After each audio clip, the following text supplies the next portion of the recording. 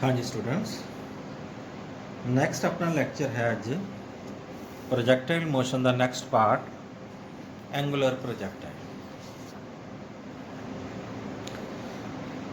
तो एंगुलर प्रोजैक्टाइल दे विच की हुंदा, कोई बॉडी असी जमीन तो सुटते हैं with velocity u, let u be its initial velocity within which a body is projected from the ground making an angle theta with the x-axis। तो बॉडी इस तरह जाती है, ऊपर जाती है, मैक्सिमम हो जाती है, फिर थले आ जाती है। ठीक है जी। तो हॉरिजॉन्टल प्रोजैक्टाइल की तरह इहदे विच भी आपां पहला पाथ, पहला केस आपां करांगे पाथ ऑफ प्रोजैक्टाइल।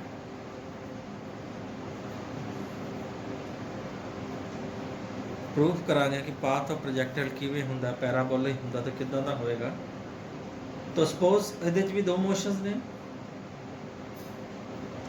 पहली मोशन है motion along horizontal direction,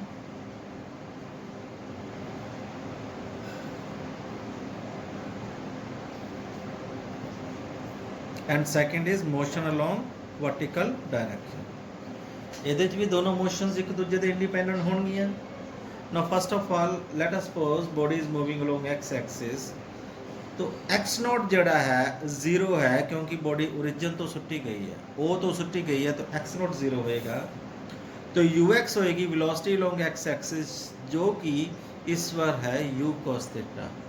you दे दो कंपोनेंट्स होंगे इनिशियल वेलोसिटी दे, along x axis cos component लिख सकते हैं क्योंकि जिधरले पासे एंगल थीटा उसਨੂੰ कॉस कंपोनेंट लिखते हैं यू कॉस थीटा, ਤੇ ਉਹਦੇ परपेंडिकुलर डायरेक्शन ਦੇ ਵਿੱਚ यू साइन थीटा। तो इस केस ਦੇ ਵਿੱਚ भी एक्सेलरेशन ਜਿਹੜਾ है अलोंग एक्स एक्सिस जीरो है क्योंकि जो भी फोर्स लग रही है वो वाई एक्सिस ਦੇ अलोंग लग रही है। ग्रेविटेशन फोर्स ऑफ अट्रैक्शन वो वाई एक्सिस अलोंग लग रही है, एक्स एक्सिस ਦੇ अलोंग कोई भी फोर्स नहीं लग रही, इसलिए एक्सेलरेशन ਜਿਹੜੀ है एक्स एक्सिस ਦੇ अलोंग जीरो होएगी। तो इक्वेशन ऑफ मोशन ਜਿਹੜੀ है x is equal to x naught plus u x t plus half of a x into t square ਦੇ ਵਿੱਚ वैल्यू पुट करांगे। एक्स नॉट की वैल्यू पुट कर देंगे इतने zero plus u cos theta into t plus a x की value zero put कर देंगे। अपने को आ गया एक्स की value you cos theta into T, तो टाइम की वैल्यू आ जाएगी x upon you cos theta. पिछली डेरीवेशन भी ਆਪਾਂ ਪਹਿਲਾਂ टाइम की इक्वेशन ਕੱਢੀ ਸੀ हॉरिजॉन्टल मोशन चों, ਉੱਥੇ ਕੱਢੀ ਸੀ एक्स अपॉन यू, ਇੱਥੇ आ गई x upon you cos theta. फिर ਆਪਾਂ वर्टिकल मोशन ਦੇ ਵਿੱਚ टाइम की वैल्यू पुट करती सी। नाउ सॉरी सैकेंड पार्ट ਦੇ ਵਿੱਚ ਅਸੀਂ ਕਰਦੇ ਹਾਂ motion along vertical direction, motion along vertical direction. ਹੁਣ वर्टिकल डायरेक्शन ਦੇ ਵਿੱਚ ਬੱਚੋ इक्वेशन है y is equal to y naught plus u y t plus half of a y into t square. तो वाई नॉट भी zero है जे x naught zero सी क्योंकि बॉडी स्टार्टिंग ओरिजिन ओ जिहदे कोआर्डिनेट्स जीरो जीरो होणगे जो time zero है। You y की वैल्यू इस वक्त लवांगे क्योंकि यह वाई एक्सिस वाल बॉडी ट्रैवल कर रही है, तो यू वाई की वैल्यू लिखांगे यू साइन थीटा, तो ए वाई की वैल्यू लिखांगे बच्चों माइनस ऑफ जी। माइनस जी क्यों लिख रहे हैं क्योंकि एक्स एक्सिस के लॉन्ग पिछले केस के ए वाई की वैल्यू असी प्लस जी लिखी सी क्योंकि बॉडी उत्तों हेठा आ रही सी, तो वो केस सी इनक्रीजिंग वेलोसिटी का, मतलब चेंज ऑफ वेलोसिटी पॉजिटिव है। पिछले केस इसलिए एक्सेलरेशन पॉजिटिव ली सी, लेकिन जो असी थल्लों उपर बॉडी सुट रहे हैं तो चेंज ऑफ वेलोसिटी उपर नूं बॉडी जाएगी डिक्रीज करी जाएगी, यदि वेलोसिटी डिक्रीजिंग वेलोसिटी का केस, तो टॉप ते पहुँच के जोड़ा वाई कंपोनेंट है वह वेलोसिटी का जीरो ही होना। जिमें यू साइन थीटा मैक्सीमम है, इत्थे पहुँचेगी यू साइन थीटा तो घट जाएगी, टॉप ते पहुँचेगी यू साइन थीटा की वैल्यू बिल्कुल जीरो हो जाएगी। इत्थे फिर बदल लग गया just before hitting the ground उन्नी होएगी जिस वेले बॉडी को प्रोजेक्ट किया सी यू साइन थीटा ना। ये कदों होएगा प्रोवाइडेड जो एयर फ्रिक्शन निगलैक्ट कर दी जाए। तो यू कॉस थीटा कॉन्सटेंट है, इत्थे भी यू कॉस थीटा, इत्थे भी यू कॉस थीटा, टॉप ते भी u cos theta just before hitting the ground भी कंपोनेंट जड़ा वेलोसिटी u cos थीटा वो सेम है हो क्योंकि हॉरिजॉन्टल डायरेक्शन दे विच जड़ी मोशन है यूनिफॉर्म इधर कोई एक्सेलरेशन नहीं लगती इसलिए इधर वेलोसिटी भी कांस्टेंट होएगी u cos थीटा। तो वैल्यूज पुट कर देने ये y नॉट की वैल्यू 0 पुट करती y की वैल्यू आएगी 0 प्लस uy की वैल्यू पुट करते हैं u sin theta into T की वैल्यू इक्वेशन नंबर 1 चो ले लेने x upon u cos theta ay की value minus of g into t square which is x upon u cos theta दा whole square. हाँ जी तो सॉल्व कर लेने तो y की इक्वेशन की वैल्यू क्या आ जाएगी आ u ना u कटिया जाएगा ये आ जाएगा x sin theta upon cos theta लिख सकते हैं tan थीटा माइनस g इतने हाफ आना से बच्चे हाफ सी ना इतने हाफ आएगा हाफ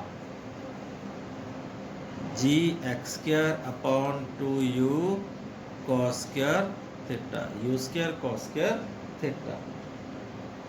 तो असी लिख सकते हैं बच्चों जदों मैक्सिमम पावर एक वेरीएबल की 2 होवे तो दूजा वेरीएबल ये y है वो वैल्यू 1 होवे तो this is an equation of parabola. Conic section सानू पढ़ाया गया एक आदि इक्वेशन है पैराबोला दी। ये सी first part path of projectile define करने वास्ते। हाँ जी सैकेंड पार्ट करते हैं असी वो की है टाइम ऑफ फ्लाइट में डिफाइन करना बीच की डिफाइन करना टाइम ऑफ फ्लाइट।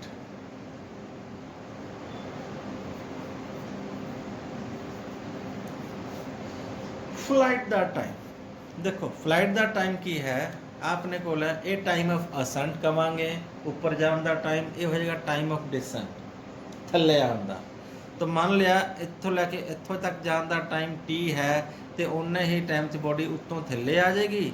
तो टोटल टाइम ऑफ फ्लाइट में मैं लिख सकता capital T which is equal to small t plus small t time of ascent plus time of descent minus 2t। तो इतों पता लग गया सानू टी की वैल्यू क्या आएगी कैपिटल टी अपॉन 2। तो आप सिर्फ कैपिटल टी पता स्मॉल टी पता कर लेने फार्मूला लाने along y axis v y is equal to u y plus a y into t मतलब इतों ले जाके इतों तक का टाइम है स्मॉल टी। फाइनल वेलोसिटी इतने थानू मैं दसिया सी टॉप ते वी वाई की वैल्यू 0 होंदी है when body reaching the height then velocity along y-axis tends to be 0 uy की वैल्यू अपने को है u sin theta and ay की वैल्यू क्वाइट नैचुरल आप माइनस जी ली सी तो वैल्यू पुट करनी है 0 बराबर है u sin theta minus g into t small t की वैल्यू टी लवांगे टाइम ऑफ असेंट। तो टाइम ऑफ असेंट आ गया ये u sin theta upon g time of ascent काट लिया तो t is time of flight होएगा 2t means 2u sin theta upon g ये हो जाएगा टाइम ऑफ फ्लाइट। ठीक है बच्चों थर्ड ये डेरिवेशन है मैक्सिमम हाइट इंपॉर्टेंट है ये डेरिवेशन आ जाती होंगी है time of flight maximum height या इस तो अगली maximum horizontal range maximum height. हाँ जी आ वैल्यू पता करनी late us suppose this is maximum height and it's value कितनी है कैपिटल एच ये डेरिवेशन कर जा। हाँ जी तो मैक्सिमम हाइट वास्ते वर्टिकल मोशन लवांगे y is equal to y naught plus u y into t plus half of a y into t square. Y naught की वैल्यू 0 पुट करांगे यू वाई की वैल्यू पुट करांगे u sine of theta small t की value की पुट करांगे time of ascent इतों लेके इतों तक टाइम पूरा टाइम तो लैन की लोड़ नहीं फिर तो डिस्प्लेसमेंट 0 ही आ जाना वाई की वैल्यू सिर्फ टाइम ऑफ असेंट की कढ़िया सी u sine theta upon g minus u sine theta upon g. तो ए वाई की वैल्यू माइनस ऑफ जी पुट करांगे इस इक्वेशन च, तो y की वैल्यू लिखांगे h मैक्सिमम हाइट। हाँ जी, h is equal to 0 plus u sine theta into t, t की वैल्यू है u sine theta upon g, minus आ माइनस का साइन बाहर कट लिया, half of ji into t square mean u square sine square theta upon g square. एक जी ना जी कटिया गया, की रह गया अपने को u into u square sine square theta upon जी, ये माइनस आ गया u square sine square theta upon 2g, minus कर लूँगे h की वैल्यू आ जाएगी u square sine square theta upon 2g। ठीक है बच्चों, ये अपने को मैक्सिमम हाइट अटेन आ गया। ओके, नेक्स्ट है वो है हॉरिजॉन्टल रेंज, डी इंपॉर्टेंट है, सारी डेरिवेशंस इंपॉर्टेंट है। हॉरिजॉन्टल रेंज, हॉरिजॉन्टल रेंज का मतलब आ डिस्टेंस पता करना, आ distance is called horizontal range. कितनी मैक्सिमम दूरी असी बॉडी नू प्रोजेक्ट कर सकते हैं, सुट सकते हैं। Let's do that. Horizontal range वास्ते असी एक्स वाला फार्मूला लावांगे, x is equal to x naught plus u x t plus half of a x into t square. हाँ जी, क्वाइट नेचुरल एक्स नॉट की वैल्यू 0 पुट करांगे and u x की value क्या पुट करांगे, u cos theta, component of velocity along x axis u cos theta, and a x की value क्या put करांगे 0, क्योंकि there is no acceleration along x axis। T की value क्या put करांगे टी, हुण क्योंकि टी इत्थों लैके इत्थों तक का लेना है, minus total time of flight लवांगे, उपर जान दा ते थल्ले आंदा। जे स्मॉल टी लै लिया टाइम ऑफ असेंट तो इन्ना के हॉरिजॉन्टल रेंज जाना, लेकिन आप पूरा हॉरिजॉन्टल रेंज करना तो टू मतलब कैपिटल टी की वैल्यू पुट करांगे जी डिराइव की सी आ वाली 2u साइन थीटा अपॉन, ठीक है जी। तो स्मॉल टी की वैल्यू लिखांगे 2u sine theta upon g, means time of flight, time of flight values put करनी है। तो x की थां ते लिखांगे r हॉरिजॉन्टल रेंज, तो r की वैल्यू आ जाएगी अपने को r is equal to 0 plus u cos theta into t, t की वैल्यू आ जाएगी 2u sine theta upon g plus 0, क्या आ जाएगा r की value u square 2 sine theta cos theta upon g, इसनों लिख सकते हैं क्योंकि साढ़े को साइन 2 थीटा की वैल्यू क्या होती है 2 साइन थीटा cos थीटा, तो r की वैल्यू आ जाएगी u square sine of 2 theta upon g. Very simple relation for horizontal range, ठीक है जी। हुण एक इहदे नाल एक होर चीज़ पूछते हैं, what is the maximum horizontal range, maximum horizontal range। हाँ जी, r maximum कितना होएगा when r will be maximum, जदों साइन ऑफ 2 थीटा की मैक्सिमम वैल्यू हो जाए वो कितनी होंदी है +1, मीन्स 2 थीटा की मैक्सिमम वैल्यू कितनी होएगी 90 डिग्री, मीन्स थीटा की वैल्यू क्या आएगी 45 डिग्री। मीन्स जो भी किसी बॉडी नूं असीं 45 डिग्री के एंगल ते सुटते हैं, बॉडी सब तो दूर जाती है। 45 तो एंगल घटा दो आर घट जाएगी, 45 तो एंगल बढ़ा दो मतलब 50-60 कर दिए, बॉडी हाइट तो बढ़ जाएगी लेकिन ज़्यादा दूर नहीं जाएगी। तो 45 डिग्री के एंगल ते ही मैक्सिमम बॉडी दूर जाएगी तो आर मैक्सिमम की वैल्यू भी क्या हो जाएगी, तो इतने थीटा की वैल्यू पुट कर देने ना, u square sine of 2 × 45 minus sine of 90 upon g, sine 91 होंदा है, मीनस आर मैक्सिमम की वैल्यू क्या आ जाएगी, यू स्क्वायर अपॉन जी। जब पूछ लिया गया ना कि कितनी मैक्सिमम दूर होएगा, डिस्टेंस कटो तो यू स्क्वायर अपॉन जी नाल तुसी डिस्टेंस भी पता ला सकते। ठीक है जी। नैक्सट एक होर ये है क्वेश्चन पूछ लेंगे है, इंपॉर्टेंट है, प्रूव दैट, क्वेश्चन आ जाता है prove that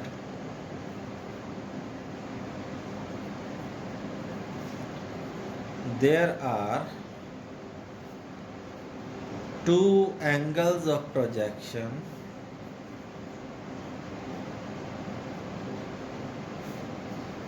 for same horizontal range, same horizontal range। Important question है, वेरी इंपॉर्टेंट, 2 मार्क्स ਦੇ ਵਿੱਚ ਜਾਂ 3 ਮਾਰਕਸ ਦੇ ਕੁਐਸਚਨ 'ਚ ਪੁੱਛਿਆ ਜਾਂਦਾ ਬੋਰਡ ਦੇ ਵਿੱਚ, एग्जाम ਦੇ ਵਿੱਚ ਤੁਹਾਡੇ, ਕਿ ਪ੍ਰੂਫ ਕਰਨਾ ਹੈ ਜਦੋਂ ਵੀ ਤੁਸੀਂ ਬੋਡੀ ਨੂੰ ਸੁੱਟਣਾ ਹੈ ਸੇਮ ਹੋਰੀਜ਼ੋਨਟਲ ਰੇਂਜ ਦੇ ਵਿੱਚ there are 2 angles of projection. Let's prove it.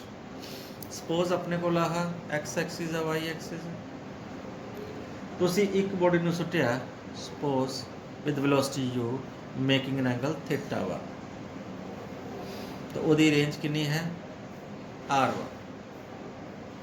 Okay, then r1 is equal to theta 1 तो नहीं लिखते आप, चलो थीटा ही लिख देने, then r1 is equal to u square sin of 2 theta upon g is the range when you throw a body with angle theta, means angle theta 1 is equal to theta।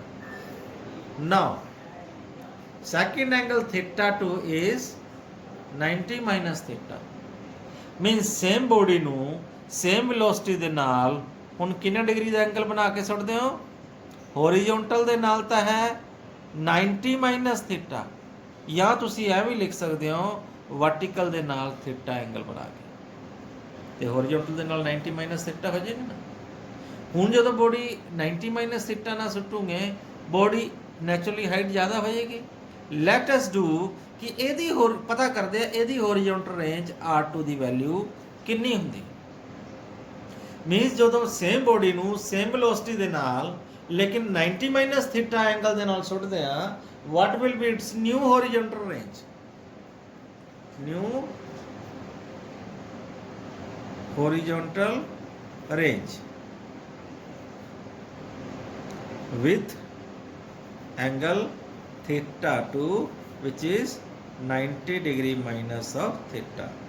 let us say it is r2, velocity बच्चों same है, u square sin of 2 of theta 2 upon g, g भी same है, theta 2 की value 90 minus theta put कर दो, u square sin of 2 बार सी 90 minus theta upon g, multiply कर दो 2, अंदर क्या रह गया u square sine of 180 degree minus 2 theta upon g r2।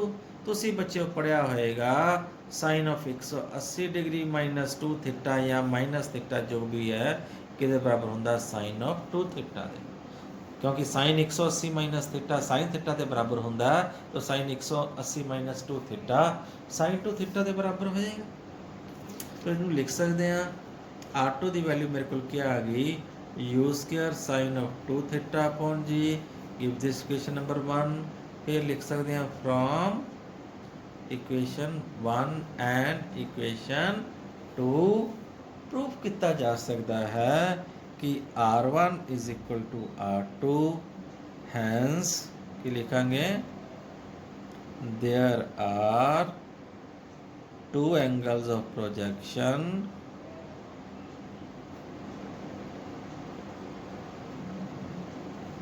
for same horizontal range means ਕਿਸੇ ਬੋਡੀ ਵਾਸਤੇ ਦੋ ਐਂਗਲ ਆਫ ਪ੍ਰੋਜੈਕਸ਼ਨ ਹੁੰਦੇ ਬੱਚਿਓ, ਇੱਕ ਹੋਰੀਜ਼ੋਨਟਲ ਨਾਲ ਥੀਟਾ, ਦੂਜਾ ਵਰਟੀਕਲ ਨਾਲ ਥੀਟਾ, ਤੇ ਉਹਨਾਂ ਦੇ ਹਾਈਟਸ ਦਾ ਫਰਕ ਹੁੰਦਾ, ਲੇਕਿਨ ਹੋਰੀਜ਼ੋਨਟਲ ਰੇਂਜ ਸੇਮ ਹੁੰਦੇ ਨੇ। ਮੈਨੂੰ ਲੱਗਦਾ ਤੁਹਾਨੂੰ ਸਮਝ ਆ ਗਿਆ ਹੁਣ। ਇੱਕ ਇਹਦੇ 'ਚ ਰਹਿ ਗਿਆ ਵੈਲੋਸਿਟੀ ਦਾ, ਵੈਲੋਸਿਟੀ ਆਫ ਦਾ ਪ੍ਰੋਜੈਕਟਾਈਲ ਐਟ ਐਨੀ ਇੰਸਟੈਂਟ। ਉਹ ਕਰਨ ਬੈਠੇ ਤਾਂ 5-10 ਮਿੰਟ ਹੋਰ ਖਾ ਜਾਣਗੇ ਆਪਾਂ ਨੂੰ, ਤੇ ਆਪਾਂ ਉਹ ਨੈਕਸਟ ਵੀਡੀਓ 'ਚ ਡਿਸਕਸ ਕਰ ਲਵਾਂਗੇ। ਠੀਕ ਹੈ ਜੀ, thank you, have a nice day.